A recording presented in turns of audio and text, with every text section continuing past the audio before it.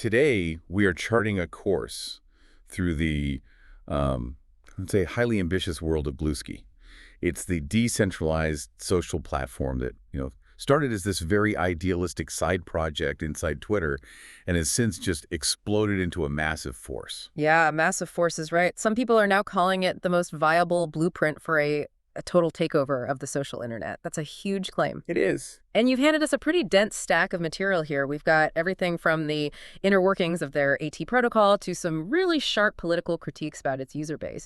So our mission today is to unpack this whole phenomenon. We really need to get the mechanics right. Like, how did this architecture get branded as billionaire-proof so quickly? A key question. And why is its growth curve so uniquely tied to the instability of its main rival?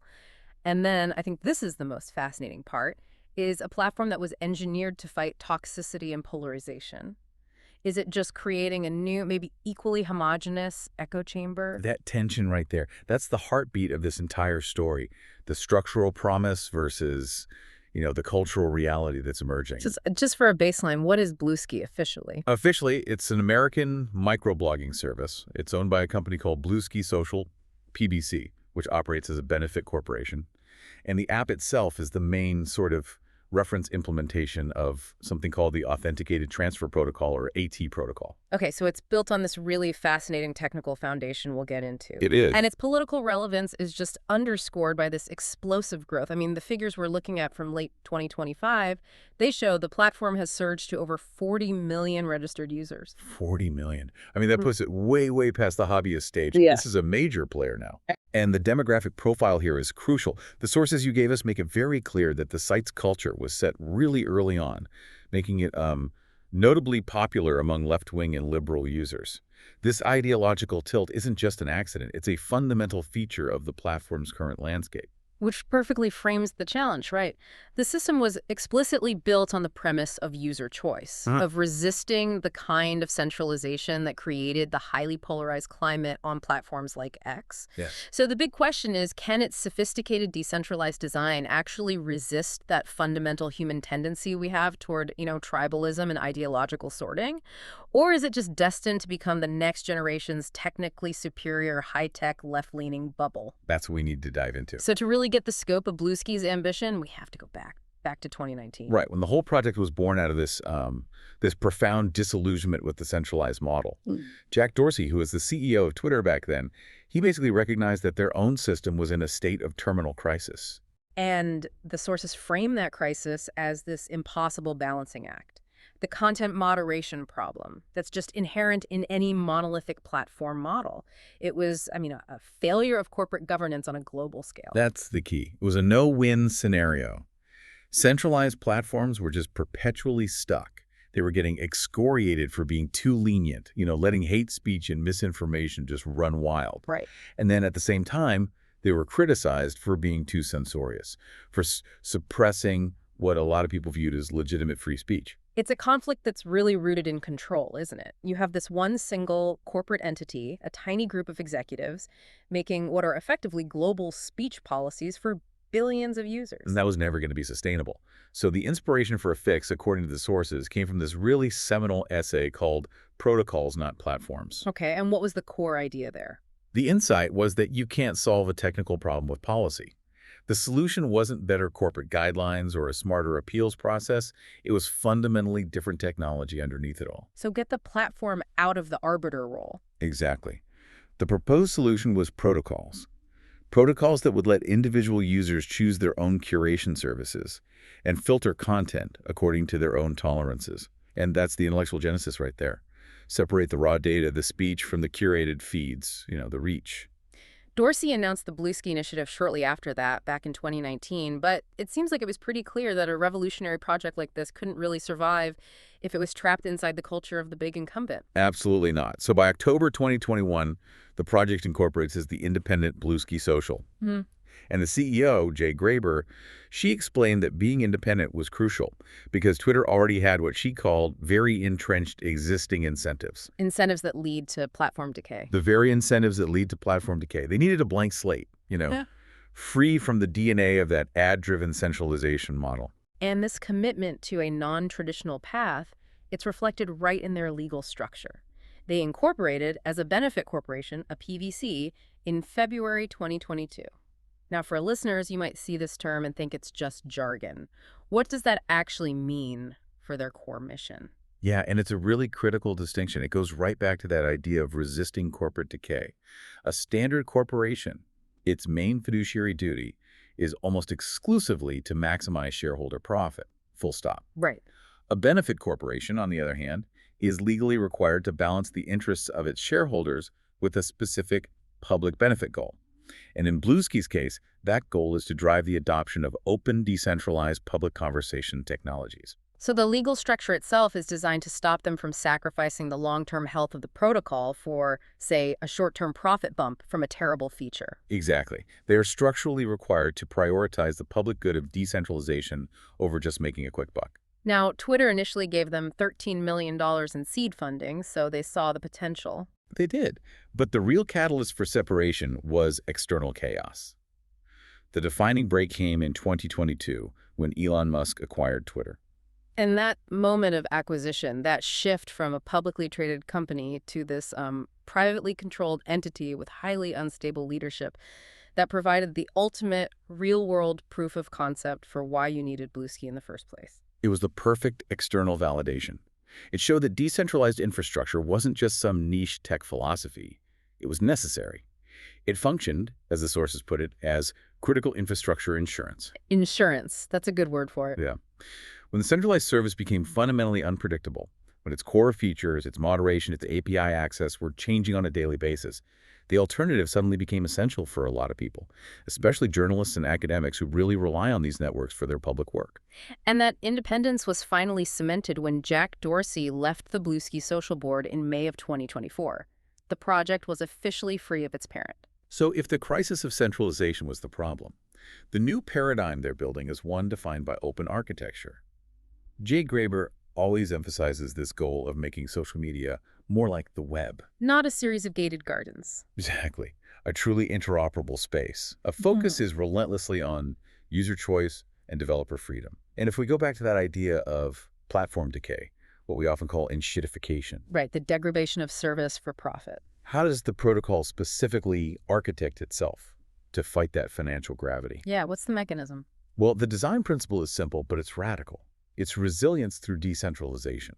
The structure is built to prevent control from being vested in one person, one billionaire, one autocratic entity. So if the core company, Bluesky Social PBC, ever tries to enshittify the service by degrading the user experience or restricting access, the users have a way out. A structural and seamless exit route. And that exit route is the ultimate threat to the centralized model. If you, the user, know that you can just seamlessly leave and take your entire social graph with you, the platform owner has to continually prioritize your experience and the protocol's health. Or face instant abandonment. Right. It's the ultimate check on their power. Okay, so that brings us to the tech itself. The engine driving this whole ambition, the Authenticated Transfer Protocol, or 8T protocol. This is what turns that promise of resilience and portability into, hard functional reality. It is. And we should probably unpack the core architecture. It's a distributed system, but it's built around three main specialized services. It's a decentralization of function, not just of data. Right. So let's visualize the layers here. What's at the bottom? At the foundational layer, you've got the personal data server, or PDS. This is the fundamental unit of ownership. It's where your individual data actually lives. Okay, so my PDS hosts my data in what they call data repositories. And there's a cryptographic trick here, right? They use a structure known as a Merkle tree. Why is that specific structure so vital? It's the absolute key to data integrity and verification. A Merkle tree is, in essence, this hierarchical hash structure. Think of it like a cryptographic fingerprint for all of your data. Fingerprint? Yeah. So if even a single post, a single follow, or a like in your repository gets altered, even by the person or company hosting your PDS, the entire tree structure breaks. The fingerprint changes. And that change is immediately detectable by anyone on the network. Wow, so it makes your data instantly verifiable and ensures it's immutable even if you don't control the server it's on. Correct. The Merkle tree ensures that the data you posted is the data you posted, period. That's incredibly powerful. And the PDS is designed to be cheap to run, which is supposed to facilitate individuals or small groups hosting their own. And this model of data ownership is fundamentally different. If I follow you, where does that record go? That's the crucial part. That follow record goes into your repository on your PDS, not mine. It's your action, so is your data. This is a radically different approach from traditional databases, where all that relationship data is just aggregated centrally in one massive table. Okay, so that covers data storage. But if all the data is scattered across thousands, maybe millions of independent PDSs, how on earth does the system aggregate everything into that flowing real-time timeline that makes a social network actually work? And that is the job of the second layer, the relay. The relay acts like a massive global web indexer. Think of it like Google's crawler, but for the social web. Okay. It constantly crawls all the known PDSs across the network, and it aggregates all those updates into a single public data stream. They call it the fire hose. It's a fire hose. Yeah. And this contains everything. All the public content on the network. The relay also does some initial large-scale data cleaning, identifying and filtering massive spam campaigns or just malformed data packets. Okay, wait a second. I have to push back on this. If the relay aggregates the entire fire hose of content, and it's this massive central indexer, isn't that component itself a huge point of centralization? It seems like it kind of defeats the promise of decentralization. That's a critical point of friction, and you're right to call it out. The sources address this directly. It is a calculated, pragmatic trade-off. Not trade-off. Yes. While the relay component is structurally central to the indexing process, its function is purely indexing. It doesn't own the data, and it doesn't set moderation policy. The architecture very intentionally separates the indexing from the policy. So they're saying the relay is expensive to run, as one source notes, but its existence is essential for mainstream scale. They chose usability and a global reach over, say, ideological purity of the architecture. Exactly. They basically centralized the indexing function to enable global discovery and a smooth user experience. Without the relay, you'd end up with the same segmentation issues that plague other decentralized protocols. Right. But because the data ownership stays distributed in the PDSs, and the policy and reach layer is handled by the app view, the power of that central relay is, in theory, limited. Okay, and speaking of that policy layer, that brings us to the top, the app view. Right, the app view is the application layer. It's the client. It's the code that runs the main Bluesky app, or any other third-party client for that matter. It consumes that unified data stream from the relay and turns it into the final curated feeds that you actually see on your phone. So that's where the magic of user choice happens. That's where the moderation policies are actually implemented. Precisely. And this architecture's ultimate selling point, what makes it billionaire-proof, is this mechanism for self-preservation, account portability, the anti-lock-in feature. This is the credible exit we talked about. It's designed specifically to be billionaire-resistant. If you, the user, don't like the direction Bluesky Social is taking, you need to know that you can leave without losing everything, and critically, without breaking your social identity. So walk us through that. If I decide to leave the main Bluesky PDS, what do I take with me, and how does my identity survive that move? You take your entire data repository, all your posts, all your likes, and your entire social graph, all your follower connections, everything. And your identity is maintained through something called decentralized identifiers, or DIDs. DIDs. And in the AT protocol, these are typically tied to domain names. For instance, an organization like WashingtonPost.com can literally be their handle. You prove you own that domain, and that links cryptographically to your DID. So your digital identity is tied to property you own and control outside of the platform itself. Exactly. So if you decide to move your PDS to a new host, your DID, which is linked to your domain, just comes with you. You're still the verified owner of that domain, so your identity persists seamlessly. Your followers don't have to do anything. That system feels so much more robust than relying on a platform's proprietary blue check mark or whatever.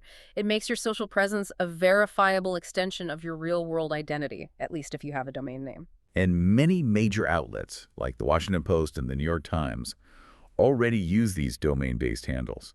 It adds a layer of authenticity you just can't get on a centralized platform. And that efficiency, that portability, is where the AT protocol really differentiates itself from its decentralized peers, specifically ActivityPub, which powers Mastodon. Oh, massively. The comparison is really stark.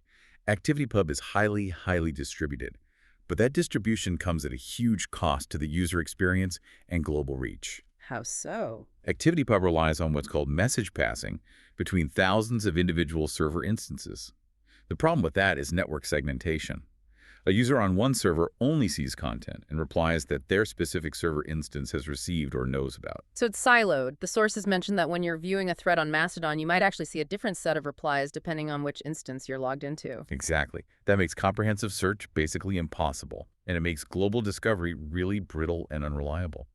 The network feels small, even if it's technically huge. It just feels broken up into little islands. And that's the trade-off. The AT protocol, with its centralized relay and app view structure, made that choice precisely to achieve a superior global discovery experience. They did. They built the infrastructure for instantaneous comprehensive search and for large-scale algorithmic feeds.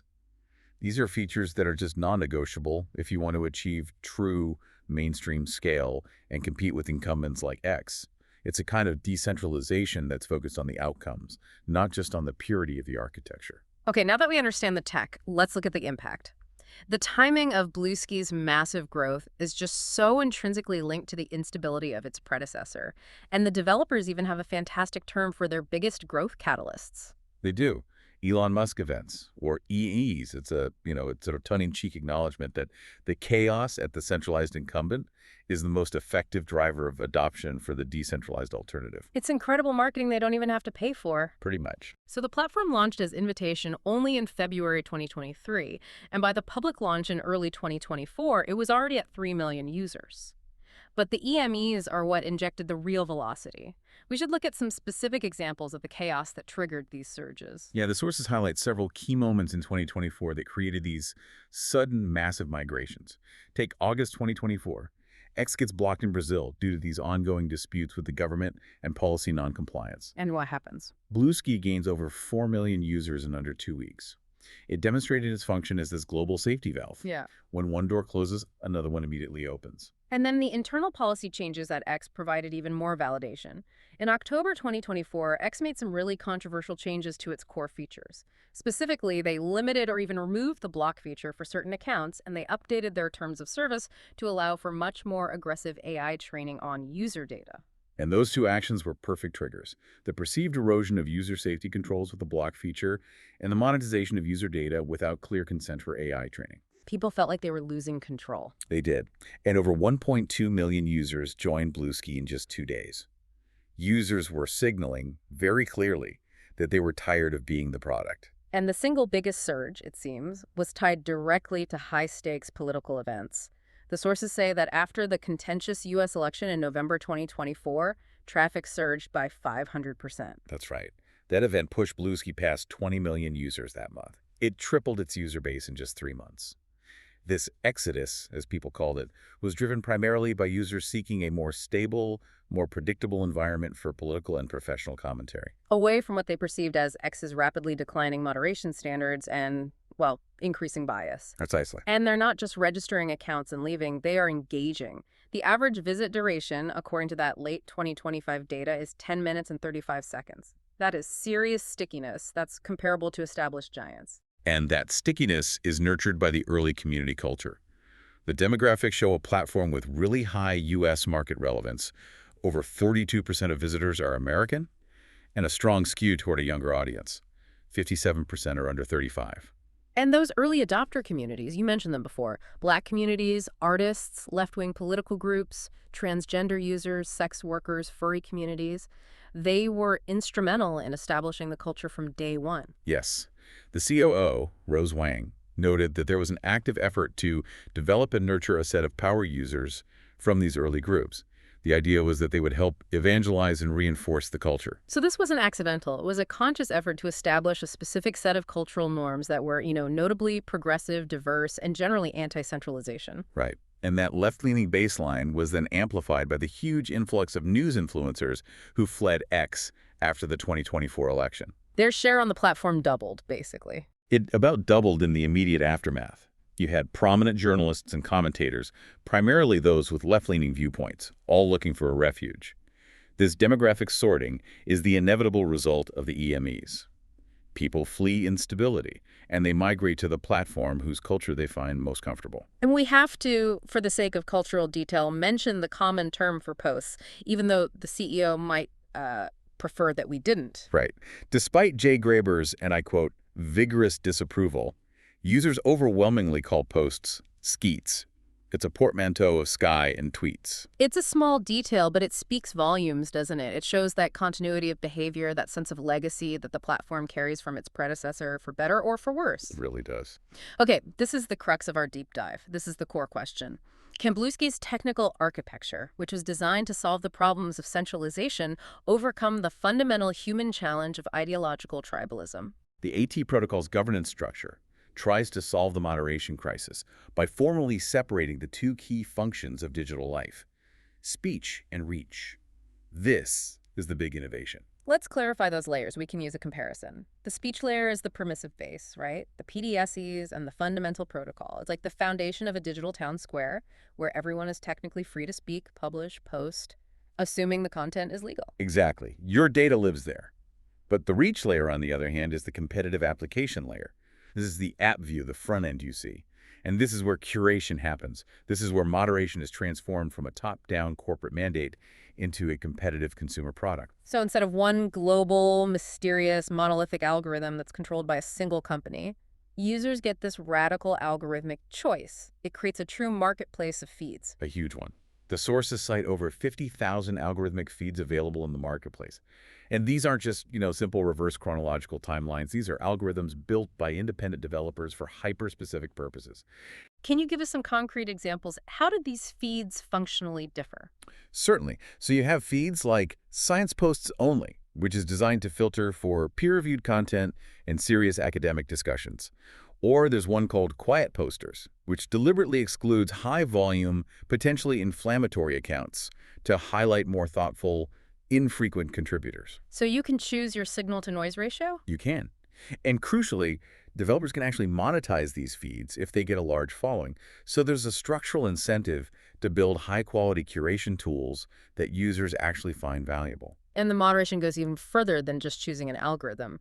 It's also composable moderation. This is where the stacking comes in. Precisely. You aren't stuck with the default moderation policies that Bluesky Social PBC implements. You can stack independent moderation services, which are called labelers, on top of that. And the official open source moderation software is called Ozone, right? That provides the baseline filtering. It does. But if you don't trust Ozone, or you find it too permissive for your tastes, you can just subscribe to a third-party labeler that's far more aggressive. And these labelers can do different things. They can be positive or negative. Exactly. A negative labeler might flag and hide content that's deemed harmful by its specific community standards. So, for instance, a labeler designed to filter out harassment or spam. But a positive labeler might flag desirable content. You could have a feed that labels all posts from politicians who have publicly disclosed their campaign contributions, providing that extra context right in the feed. So this means that if you, the user, dislike the rules that are being imposed by your current feed or moderation service, you just switch. You switch to a different one, or you stack a new labeler on top of your existing view. It's radical user agency over your own information diet. That is the technological promise. A system designed to allow anybody to talk to anybody else. A truly resilient digital town square. Yeah. But the practical reality, as defined by that demographic data we've been discussing, it shows a significant ideological tilt that introduces some pretty profound cultural limits.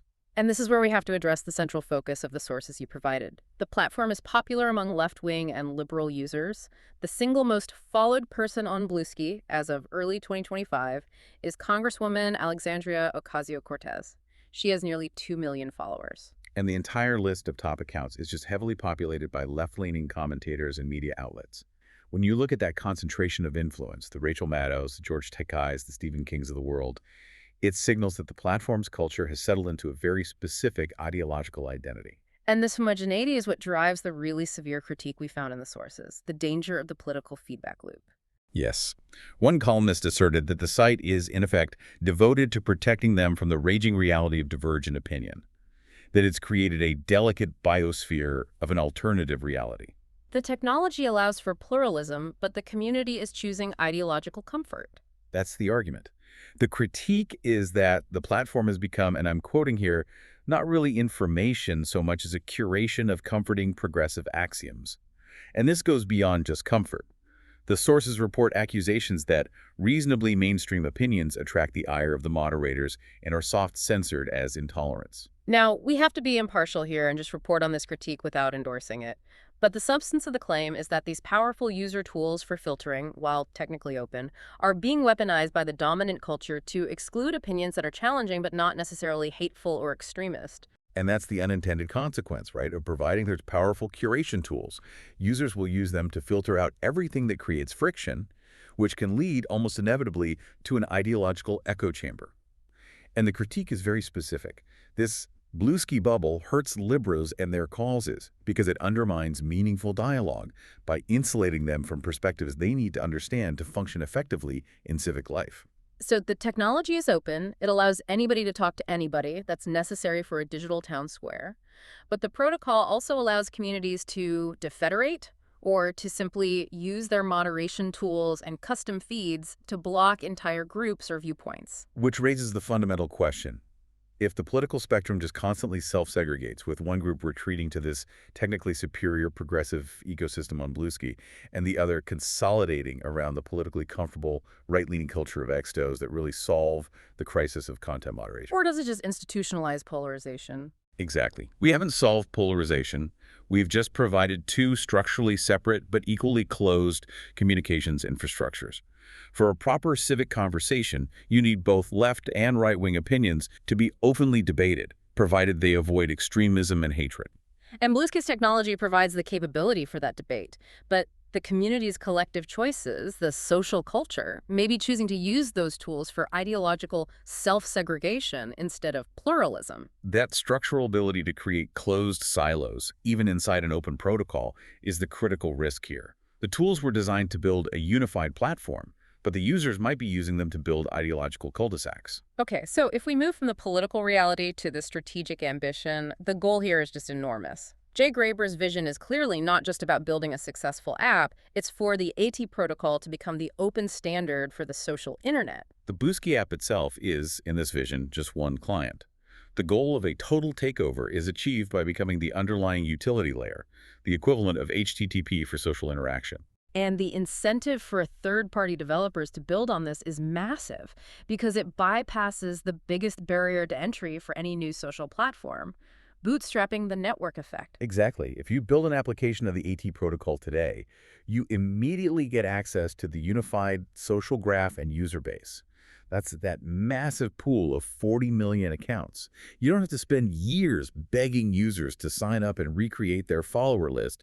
You just plug into the established infrastructure. That is a colossal competitive advantage over every other nascent social protocol, including ActivityPub, where every new server instance has to sort of recreate its own social graph piece by painful piece. It is.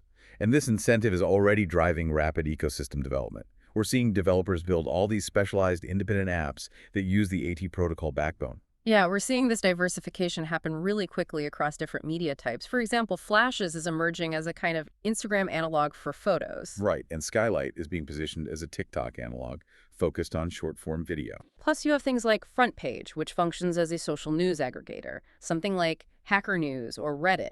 The key here is that developers are building these best-of-breed applications. They're focused solely on the user experience for one specific function, without having to worry about content hosting or identity management or moderation policies. The protocol handles all that heavy lifting for them. This ability to fracture the monolithic application is genuinely revolutionary. I mean, instead of X trying to clumsily integrate video and news and short posts all into one confusing interface, the AT protocol lets dedicated experts focus on doing each one of those things exceptionally well, all while sharing the same underlying identity and social graph. Now, we have to address the crucial element of sustainability. How do they plan to avoid that enshittification spiral that doomed his predecessor? Right, the money. Bluesky Social PBC is actively moving away from the ad-driven model. They acknowledge that advertising incentives are the root cause of algorithmic manipulation and platform decay. So the Bluesky client is still ad-free, and their core revenue commitment is to avoid manipulating the algorithm to maximize ad views. So what are the monetization pathways that actually respect the user? They're focused on what you'd call non-extractive revenue streams, where the user is the customer, not the product. They're exploring subscriptions, which started rolling out in 2025, offering premium features or maybe higher technical limits for power users. Okay. They're also selling enhanced developer services, offering custom API access or tools for large-scale data ingestion for commercial users or researchers. And what about the services they sell directly to individual users? That's where the custom domain identity comes back in. They charge a small fee for making the custom domain setup easy, and they provide reliable PDS hosting for users who want to be fully self-sovereign but don't have the technical expertise to go set up their own server. So they're selling tools that enhance user agency, not exploit user attention. That's the idea. Yeah. But creators aren't even waiting for official in-app monetization. They're already building their own external revenue streams that leverage the platform's culture. How are they doing that? Well, they're leveraging their custom domain handles, like at yourname.com. It acts as a verifiable professional brand, and it drives really high conversion rates. So they monetize through all the standard external channels, affiliate links, direct tips on Ko-Fi or Buy Me a Coffee, selling digital products, brand collaborations. The big advantage is that the environment is way less saturated, so early adopters are getting significant visibility. Finally, let's circle back to that structural resilience, the billionaire-proofing. How does the architectural design fundamentally ensure the longevity of the protocol beyond the fate of just one company, Bluesky Social PBC? It's the open source code combined with that structural separation of function. The AT protocol diminishes the incentive for a hostile takeover because the ultimate prize vendor lock-in has been removed from the equation. So a new owner can't just lock the gates and unilaterally change the rules without massive consequences. Exactly. The smooth migration path enabled by portability is the poison pill. If a hostile takeover were to happen, or if a new owner implemented deeply unpopular policies, users could immediately migrate their repositories to an alternative PDS host and just switch to a competing app view. And they take their data and all their followers with them. Instantly. This lack of lock-in means any radical change in policy would trigger a mass migration, which would instantly devalue the acquisition. What would you even be buying at that point? And operationally, this externalization of data hosting and moderation, this is why the core team at Bluesky Social is so small, right? Just 29 employees running this massive 40 million user network. It is. They're only focused on protocol refinement and development. The AT protocol externalizes massive amounts of overhead. Data hosting is distributed to the PDS network, and the bulk of complex, context-specific moderation is handled by that competitive network of third-party labelers. They designed a system that leverages the network itself to perform the functions that traditionally stink centralized platforms. So to summarize our deep dive, Bluesky is, a structurally powerful solution to the technical challenges of platform resilience and user agency. Its growth, which has been validated by the instability of centralized systems, what we've been calling the Elon Musk events, proves that the demand for this kind of decentralized infrastructure is incredibly high. right, and the AT protocol successfully provides the critical mechanics. You have portability, composable moderation, vast algorithmic choice to potentially build a truly pluralistic social web where opposing views can, at least theoretically, coexist through customized viewing experiences. However, the critical risk remains rooted in the human element, the soft governance, the community culture. Despite the protocol's technical openness, the platform's demographic reality has led to this very sharp criticism that it operates as a curation of comforting progressive axioms, and that it's establishing a less diverse echo chamber than was originally intended. Okay, let's really unpack this for a final takeaway. The technology gives you, the user, the absolute choice. The choice to define your own feeds, to stack your own moderation tolerances, and to view the world as you see fit. But the early community culture, that soft moderation of tolerance, that determines what reach those choices ultimately have. What do you mean by that? Well, you can intellectually choose to build a feed that includes challenging opposing viewpoints, but if the broader dominant community on the platform chooses to use their powerful moderation tools to soft censor or just block those same viewpoints, then those viewpoints will struggle to gain any traction. They won't be part of the civic conversation on that platform. And this brings us back to the fundamental dilemma. The design separates the freedom of speech, where your data lives, from the freedom of reach, what you and others actually see. So if the political spectrum constantly self-segregates into two distinct, politically comfortable but technically closed ecosystems, one right-leaning on X, one left-leaning on Bluesky, does the decentralization of architecture actually solve the broader crisis of civic dialogue? Or does it just provide a technologically superior method for reinforcing two entirely separate realities? That is the question you have to take away from this deep dive.